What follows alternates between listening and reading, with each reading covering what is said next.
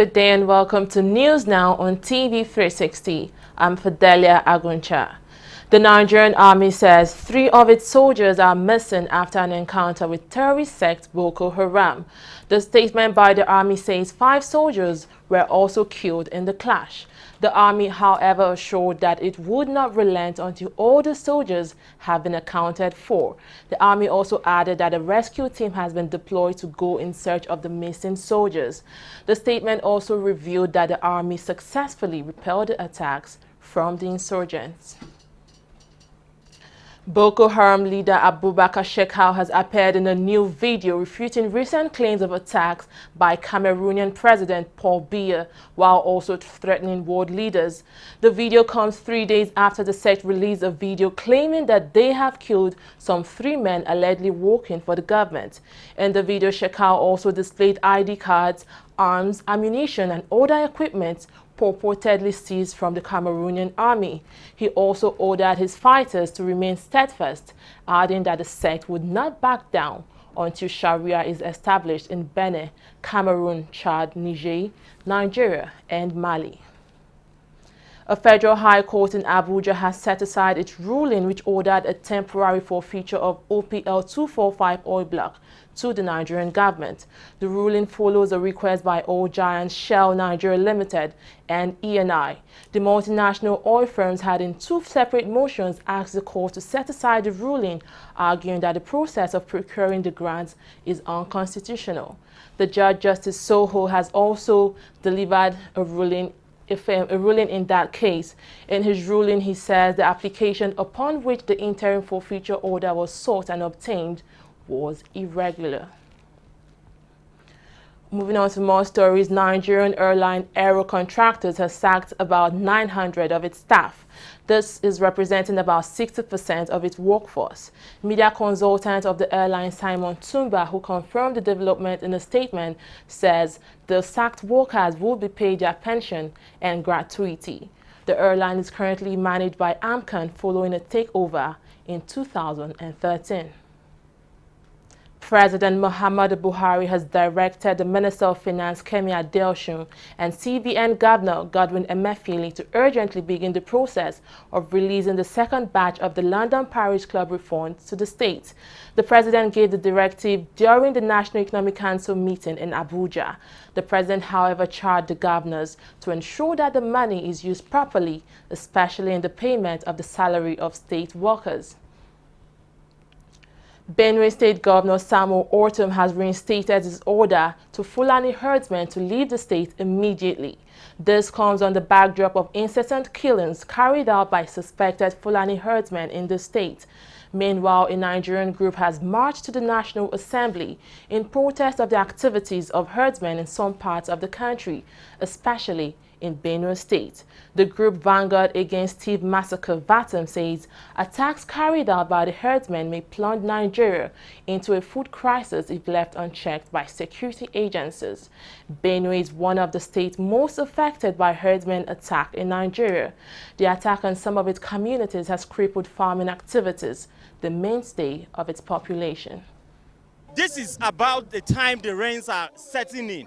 We want to plant our crops, and again, the herdsmen have occupied our lands. We have on-site evidence of over 5,000 cattle clustered in one area. If they as much as walk on your compound, even if you have interlocking on the floor, it will be scattered. You can imagine what that would do to your hips. We already have made the hips. We are waiting for the rains to plant the yam seedlings, and the cattle have grazed on the hips. Where are we going to plant the yam seedlings? This is very strategic. They want to first of all cause food crisis for us, displace us on our land, and then take over the land for cattle grazing. Farming is a private business of mine, so is cattle rearing. If I have my land and I choose to farm on it, no one should bring their own business to come and displace me and use my land for their own business. They make a lot of profit from that business. I equally make a lot of profit from my own farming business. Why should they displace me from my own income creation source and then make their own income? It is as evil as it comes. From our history, We were a set of very fearless, courageous tribe, and the whole world is quite conscious of that. But again, we are the most receptive tribe in Nigeria. We're quite hospitable, and that's the stage we are in now. And when the stage of hospitality is exhausted, we'll move to the next stage, which we have the capacity for. The senior president said, we should inform you that he is standing by you. The Senate is standing by you. And in standing by you, we will do everything within the limit of the law to be sure that these herdsmen are taken to particular areas where they will feed their cows. I'm not continuously going to farmlands, destroying farms, killing people, and maiming people. The senior president said he has gotten your plea. We will stand by you. Give him a couple of weeks. You will get a better response from him. A federal high court in Abuja has remanded in prison Andrew Yakubu, a group managing director of NNPC. Yakubu was remanded on Thursday after he was arraigned on a 6-count charge of fraud at the Federal High Court in Abuja. The former oil chief was charged by Nigeria's anti-graft agency EFCC after he admitted owing over $9.8 million of cash and £72,000 found in a house that belongs to him in Kaduna State. He has pleaded not guilty to the charges filed by the EFCC. Now, this is just arraignment, as is normal of us. The moment somebody investigation is completed, we arraign you, and the trial, we are ready for trial. This is an indictable offense, and it's a serious offense, so we have to lay our objection before the court. But entirely, the court has the discretion by the provision of our ACJ Act. Is ordinarily entitled to bail, because any accused, no matter the offense, is presumed innocent until the contrary is proved by the state. And what we are saying in this case is that this is somebody who was invited, he was abroad, he left everything he was doing to honor the invitation. He voluntarily submitted himself to their inquiry. And then he was there taking his medication, and he stopped it to come over, to come as a responsible citizen. I think that goes to show that this is not a flight risk or somebody who just, after attending trial 1 or 2 times, he will run away. No. He wants to defend his integrity, and that is why we have appealed to the court to admit him to bail, so that one, he can look after his health, then he can clear his name one way or the other.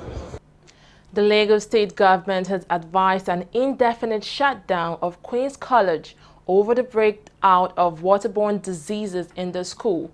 2 students have died since the outbreak of waterborne diseases in the school, with more than 50 others currently on admission in the school's clinic after eating spaghetti and drinking water in the refectory. Addressing journalists in Lagos on Thursday, Jide Idris, the State Commissioner of Health, says the school's resumption should be delayed until appropriate health measures are put in place for the safety of the students. Just yesterday, Customs CG Hamad Ali faced wrath of the Senate for not wearing his uniform. Now his agency is the subject of another probe at the House of Representatives. The House on Thursday in Abuja mandated its Committee on Customs to investigate the failure of the agency to auction confiscated goods. This followed the adoption of a motion on the need to investigate the failure of the Nigerian Customs Service to auction confiscated goods. Nigeria's Ministry of Health has set up a panel to investigate allegations of improper constituents and compositions of the Coca-Cola and Fanta products made in Nigeria by the Nigeria Bottling Company. The decision comes days after a Lagos High Court ordered the National Agency for Food, Drugs Administration and Control (NAFDAC) to immediately direct the manufacturers of the soft drink to include a written warning that the content of the bottles cannot be taken with vitamin C. However, NAFDAC and the Nigerian Bottling Company have appealed that ruling. The Nigerian government says it's ready to open up the mines and steel industry as government intensify efforts to diversify the economy. Minister of Mines and Steel Kayode Fayemi made this known at a forum with stakeholders in Lagos. The minister says the Federal Executive Council has approved a roadmap for the sector to improve mining in the country. One clear evidence before me, and I checked the records before coming here. 80% of the companies that are involved in sand mining and dredging of sand in Lagos don't pay royalties and their fees. So, if you are accusing Lagos State of collecting quote and unquote illegal fees from you, and the fees that are due to me, you are not paying that,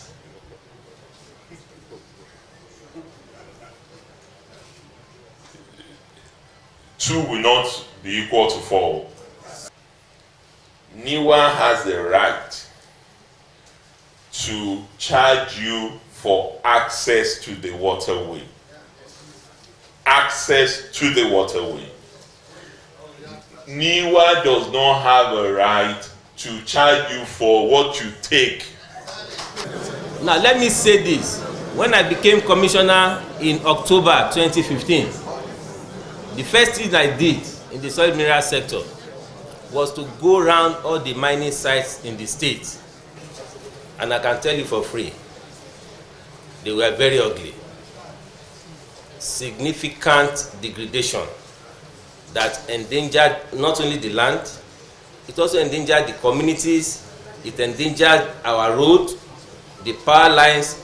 And I see, Honorable Minister, if you say you are going to go around the mining site, I would recommend that you pass by Korodu to Ekpe. You find communities that are on the hill and the mining activities have chopped the base. And anything could happen to those communities at any point in time. Only an irresponsible government will see that and look the other way. And that was why I made the recommendation to the governor. We have to close down all the mining sites. Major challenge is not only the sand, potentially also when you overdredge certain area, it becomes hazardous for both the ferries. Absolutely. So we need to be cognizant of what we are doing. It's not only dredging, there's ramification down the road. So I'm going to employ everybody. When I came on board, I worked with my Alhaji Sambo. We came up with a criteria for dredging certain distance, different vessels has to be. And hopefully that will be implemented, but if we don't do something drastic right now, the consequences of it will be bad down the road. The Independent and National Electoral Commission's INEC has issued queries to 202 of its staff members in connection with election malpractices. The chairman of the commission, Mahmoud Yakubu, made this known while briefing civil societies organizations under the umbrella of Situation Rooms on INEC's preparations for the 2019 elections on Thursday in Abuja. According to Mahmoud, the Commission will not tolerate violations of the Electoral Act, no matter who is involved. He says after what happened in Rivers, the Commissions had to set up its own administrative inquiry, which indicated a number of staff members were guilty.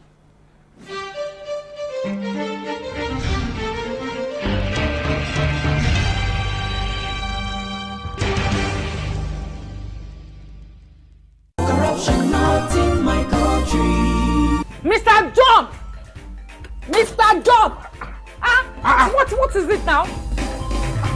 What is it now? Please turn down the volume of your music. It's too loud. And how is that your business? It is disturbing me. I can't sleep. And the same way you are disturbing my right to good music and where I enjoy it. What's wrong with you? You didn't have person complaining. Maybe we thought that you have lost your mind. Are you having a party? I'm just respecting you, sir. You remember I paid my husband too. You will not understand why we are complaining because you do not care about other people except yourself. Look, the transformation we need in this country begins in this compound. Yes, now. From you and I. This your selfishness is an offshoot of corruption. And corruption not in my country. Go to your bank. Corruption not in my country.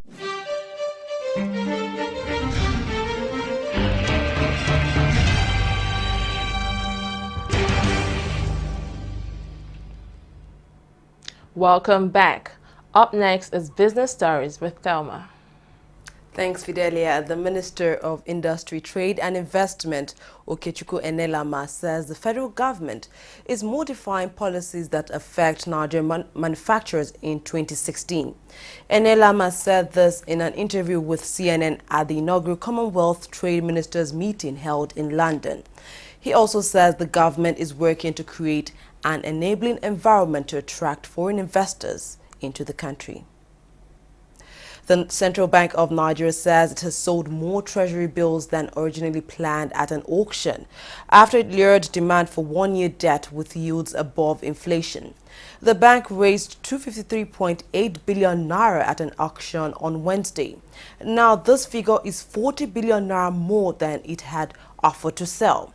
It offered the one-year bill at 18.55% to raise 166.3 billion naira against a yield of 18.49% at its last auction and higher than February's inflation rate of 17.78%. Oil prices dipped on Friday as the market looked for clues on how effectively OPEC production cuts are working to absorb a global supply overhang. Brent crude was down 10 cents at $51.64 per barrel, while U.S. crude edged down 3 cents at $48.72 per barrel. Oil prices fell sharply last week on concerns that production cuts by OPEC and non-OPEC members, including Russia, are not cutting a supply overhang as quickly as expected in the face of increased U.S. output.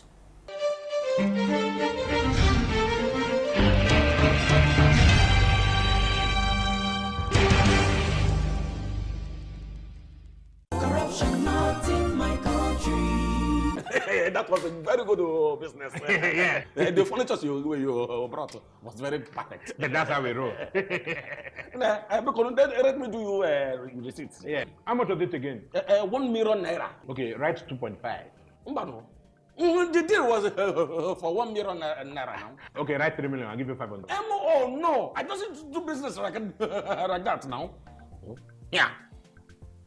Hey, that case, give me back my check. Let me go and look for someone that understand business. Take. Your loss. It is only for incorruptible customers. What are you talking? Now get that. What kind of this? You will just die. No, you will die. That is the door. Now get out from here. Rubbish. Look, my people, make not only add money for original invoice price. That's not corruption. Say no, not in my country. Corruption not in my country.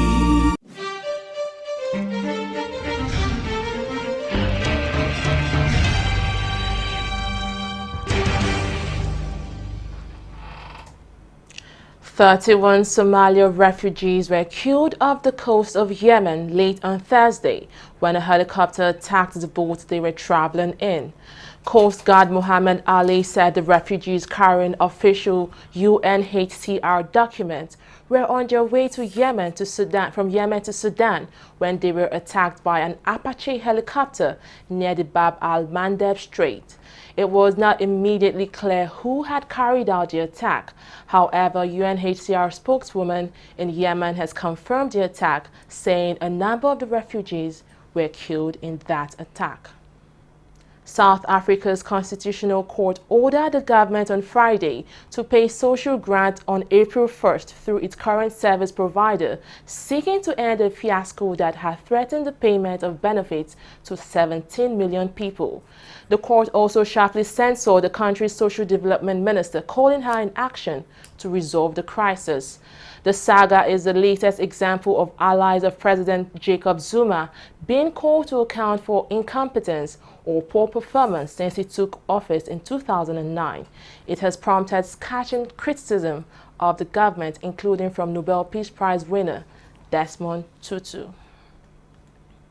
Nigeria's Sports Minister Solomon Dalung has congratulated NFF President Amaju Pinnick on his election victory into the CAF Executive Committee.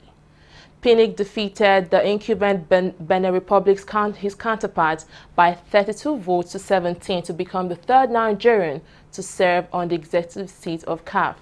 In a statement, the minister expressed happiness that a Nigerian is now in the inner caucus of CAF after many years. He urged PINIC to maintain focus and ensure he puts Nigeria's interests first.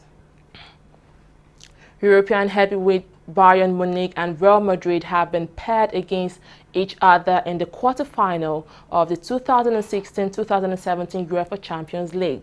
The German champions will host the Champions League holders in the first leg, with the second leg in Madrid a week later. Meanwhile, in the other draws, there will be a repeat of the 2015 Champions League final as Juventus and Barcelona square off again.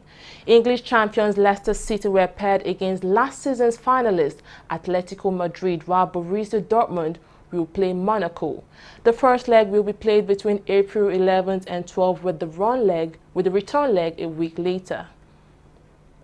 President of the International Olympic Committee, Thomas Bach, has hinted that the body may award the hosting rights of the 2024 and 2028 Olympics in September. Paris and Los Angeles are the two cities bidding to host the 2024 Olympics. No country has, however, bid for the 2028 Olympics. However, Bach has hinted that the IOC will adopt a system which will see the 2024 Olympics is awarded to one city and the 2028 Olympics is awarded to the other city. Well, that's all on News Now. Thanks for watching. I'm Fidelia Aguncha.